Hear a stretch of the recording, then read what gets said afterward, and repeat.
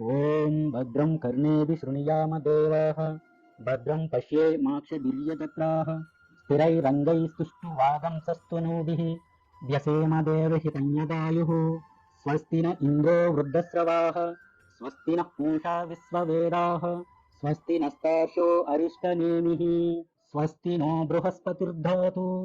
ఓం శాంతి శాంతి శాంతి. ఓం నమో భగవతే వాసుదేవాయ నమః. ఉపనిషద్ దర్శనం వచన పఠనం. అథర్వ వేదాంతర్గత ఉపనిషత్తులలో 27 పూర్వభాగం గోపాల పూర్వ తాపిన్య ఉపనిషత్. శ్లోకం శ్రీమచ్చంచ పదాగారం సవిశేష తయోజ్వలం ప్రతియోగి వినుర్ముక్తం నిర్విశేషం హరిం భజేత్. గోపాల తాపనం కృష్ణం యాజ్ఞవల్కం వరాహకం సాక్షాయని యహగ్రీవం దత్తాత్రేయంచ గారుడం. సచ్చిదానంద స్వరూపుడు, కష్టాల్ని పోగొట్టేవాడు, వేదాంత వేద్యుడు, బుద్ధి సాక్షి, గురుమూర్తి అయిన శ్రీకృష్ణుడికి నమస్కారం. పూర్వం ఒకనాడు మునులంతా బ్రహ్మ దగ్గరికి వెళ్ళి ఆయన్నిలా అడిగారు, విధాత, గొప్ప దేవుడు ఎవరు? మృత్యువు కూడా ఎవరిని చూసి భయపడుతుంది? ఎవరి గురించి తెలుసుకుంటే సర్వం తెలుస్తుంది? ఈ జగత్తు మొత్తం ఎవ్వరి ద్వారా నడుస్తోంది అని. మునుల ప్రశ్నలు విన్న బ్రాహ్మణుడు అనగా బ్రహ్మ వారితో ఇలా అన్నాడు, దేవుళ్ళందరికన్నా గొప్పవాడు శ్రీకృష్ణుడు. ఆ గోవిందుడిని చూసే మృత్యువు కూడా భయపడుతుంది. ఆయన గురించి తెలుసుకుంటే చాలు సర్వం తెలిసిపోతుంది. స్వాహాతోనే ఈ ప్రపంచమంతా నడుస్తోంది. తిరిగి మునులు అడిగారు, కృష్ణుడంటే ఎవరు? గోవిందుడు, గోపీజన వల్లభుడు ఎవరు? స్వాహా ఏమిటి అని. బ్రాహ్మణుడు అనగా బ్రహ్మ చెబుతున్నాడు, సకల పాపాల్ని పోగొట్టేవాడు, గోవు, భూమి, వేదాల చేత తెలియబడేవాడు, గోపికా జనులందరికీ ప్రియమైనవాడు, శ్రీకృష్ణుడు అయిన మాయే ఈ సకల ప్రపంచం. పరబ్రహ్మ అయిన ఆయన్ని ఎవరు ధ్యానిస్తారో, ఎవరు సేవిస్తారో వారే అమృతులు. మునులు అడుగుతున్నారు, స్వామి, ఆయన రూపం ఎలా ఉంటుంది? రసం ఏమిటి?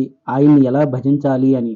బ్రాహ్మణుడు చెబుతున్నాడు, ఆయన హిరణ్య అనగా బంగారుమయుడు, గోపికల చేత పరివేష్టించబడ్డవాడు, మేఘం లాంటి శరీరం కలిగినవాడు, యవ్వనవంతుడు, కల్పవృక్షాన్ని ఆశ్రయించి ఉంటాడు.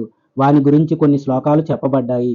తెల్ల తామర పువ్వు లాంటి విశాలమైన కళ్ళు కలిగినవాడు, మేఘం లాంటి నీలివర్ణ శరీరంతో ప్రకాశించేవాడు, ఎరుపు లాంటి వస్త్రాన్ని ధరించినవాడు, 2 భుజాలు, జ్ఞానముద్ర, వనమాల కలిగినవాడు, ఈశ్వరుడు, గోవులతో గోపికలతో కూడినవాడు అయిన కల్పవృక్షాశ్రితుడు అయిన శ్రీకృష్ణ పరమాత్ముని నిరంతరం మనసులో ధ్యానించినవాడు సంసార బంధాల నుంచి విముక్తి పొందుతాడు. శ్రీకృష్ణుడికి జలం, భూమి, చంద్రుడు, అగ్ని అనేవి రసాలు.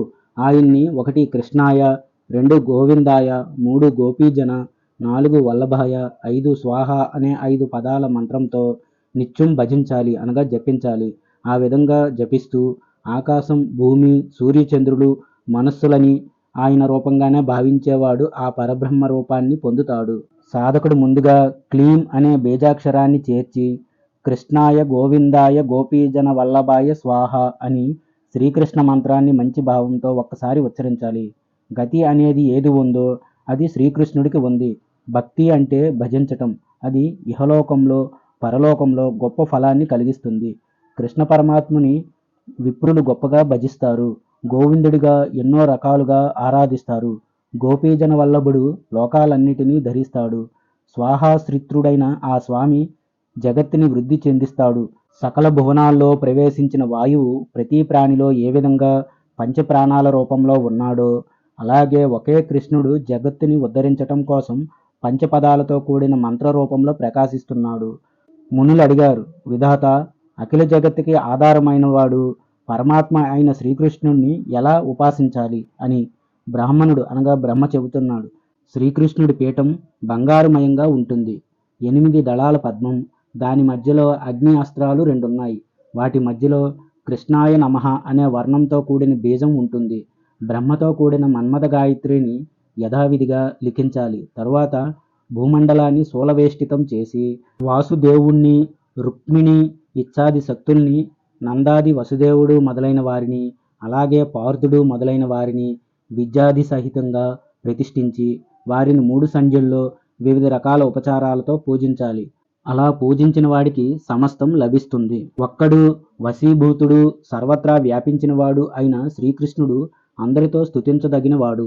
ఎవడు ఒక్కడుగానే ఉన్నప్పటికీ బహు రూపాలతో ప్రకాశిస్తున్నాడో వీతరాగుడైన ఆ కృష్ణుణ్ణి సేవించిన పండితులకే శాశ్వత సిద్ధి కలుగుతుంది కానీ ఇతరులకు కలగదు. నిత్యమైన వారిలో నిత్యంగా ఉండేవాడు, చేతనాలన్నిటిలో చేతనంగా ఉండేవాడు, ఎంతోమంది జనుల్లో ఒక్కడు, భక్తుల కోరికల్ని తీర్చేవాడు, వీతరాగుడు అయిన కృష్ణ పరమాత్మని ఏ పండితులు సేవిస్తారో వారికి శాశ్వత సుఖం లభిస్తుంది. శ్రీ మహావిష్ణువు పరమపదాన్ని ఎవరు ఎలాంటి కోరికలు లేకుండా సేవిస్తారో వారికి ఆ పరమాత్మ గోపరూపంలో ఆత్మపదాన్ని ప్రసాదిస్తాడు. అదే పరమపదం. ఎవడు బ్రహ్మను ముందుగా సృష్టించాడో, ఏ కృష్ణుడు ఆయనకి విద్యని ప్రసాదించి రక్షించాడో అలాంటి ఆత్మబుద్ధి ప్రకాశకుడిని మోక్షం కోసం శరణు వేడుకోవాలి. ఓంకారంతో కూడుకున్న గోవిందుణ్ణి పంచపద మంత్రాన్ని అనగా ఓం కృష్ణాయ గోవిందాయ గోపీజన వల్లభాయ స్వాహ అని ఎవడు శ్రద్ధగా జపిస్తాడో వారికాయన తన ఆత్మరూపాన్ని చూపిస్తాడు. కనుక మోక్షకాముకులు నిత్యశాంతి కోసం ఈ మంత్రాన్ని జపించాలి. ఈ పంచపద మంత్రమే కాక శ్రీకృష్ణుడు దశార్ణ అనగా 10 అక్షరాల మంత్రం గోపీజన వల్లభాయ స్వాహ కూడా సనక సనందాదుల చేత ఉపాసించబడుతోంది. మునులు అష్టాదశార్ణ మంత్రం గురించి చెప్పమనగా బ్రహ్మదేవుడు వారికిలా చెబుతున్నాడు. మునులారా, నేను నిత్యం ఉపాసించే ఆ పరమపురుషుడు ఒకనాడు నాకు ప్రత్యక్షమై తన అష్టాదశాక్షర అనగా క్లీం కృష్ణాయ గోవిందాయ గోపీజన వల్లభాయ స్వాహ మంత్రస్వరూపాన్ని వివరించి దాన్ని సృష్టించమని చెప్పి అంతర్ధానం అయ్యాడు. తరువాత ఆయన నా ముందు అక్షరాల రూపంలో తిరిగి ప్రత్యక్షమయ్యాడు. భవిష్యత్ ప్రపంచ స్వరూపాన్ని విభజించి చూపించాడు.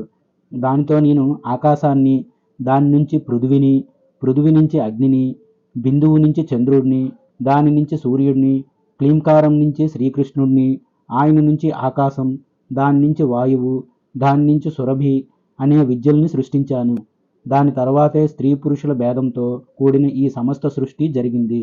దీన్ని బాగా యజించటం వల్లనే చంద్రధ్వజుడు మోహరహితుడై ఆత్మను తెలియజేస్తున్నాడు. కనుక ఓంకారంతో కూడుకున్న శ్రీకృష్ణ మూలమంత్రాన్ని ఎలాంటి సంగం లేకుండా నిశ్చలంగా జపించాలి. అలా జపించిన వారే స్వర్గం కన్నా గొప్ప తేజస్సుతో వ్యాపించిన ఆ మహావిష్ణువు పరమపదాన్ని దర్శించగలుగుతారు. మరికొందరు ఇలా చెబుతారు. దేని మొదటి పాదం నుంచి భూమి, రెండో పాదం జలం, మూడో పాదం నుంచి తేజస్సు, నాలుగో పాదం నుంచి వాయువు, ఐదో పాదం నుంచి ఆకాశం అనే పంచమహాభూతాలు పుట్టాయో అదే పంచవ్యాహృతులతో కూడిన వైష్ణవ మహామంత్రం. కృష్ణ సంబంధమైన ఈ మంత్రాన్ని ముక్తి కోరుకునేవారు నిరంతరం జపించాలి.